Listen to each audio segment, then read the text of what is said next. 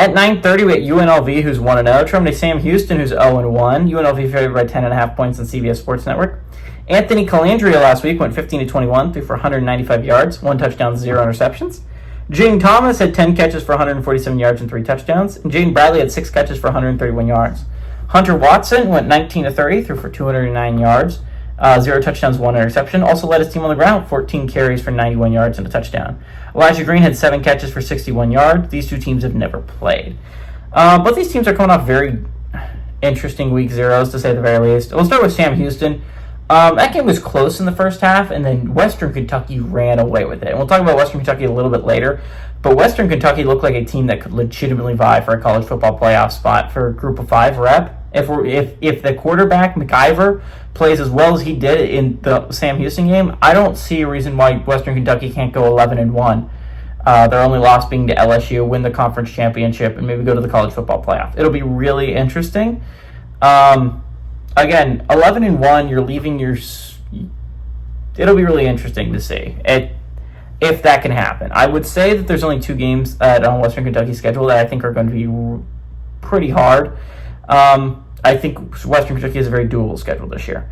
UNLV, on the other hand, is coming off a game where I think a lot of people will pick... Remember, I've been looking at college football playoff stuff, seeing what everyone thinks about the Group of 5, right? Because I don't know what to think of the Group of 5 this year. Boise State was the obvious pick last year, but without Genty, I don't know if they're the obvious pick anymore. I saw a lot of people picking UNLV, and I'm a big UNLV doubter. I understand Dan Mullins is a hell of a coach. I think he's going to do a phenomenal job there eventually, but they lost so much talent. I think they brought back 1 or 2 starters, right? This is a UNLV squad that lost so much talent, and for me to expect going into the portal and freshmen and guys coming off the bench from last year is going to be able to replace that production like that at a school like UNLV, I found it very hard to believe.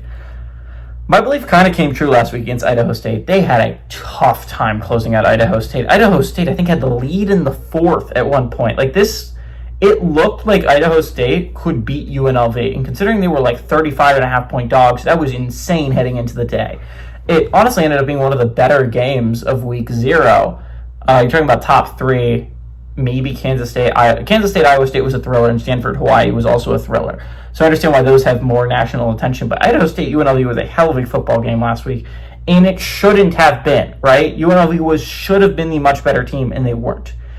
Sam Houston, I think, drew a really, really hard Western Kentucky team. I think this is a Western Kentucky team that is going to make a lot of people look as bad as Sam Houston did last week. I think this is a great opportunity for a bounce back, especially at home. I don't understand all the love and the spread to UNLV. And I honestly like Sam Houston more. And so that's why I'm going to go upset here. It's not that big of an upset, but 10.5 points isn't like a nothing burger, right? Give me Sam Houston and the Bearcats to win and obviously cover because it's an upset at home.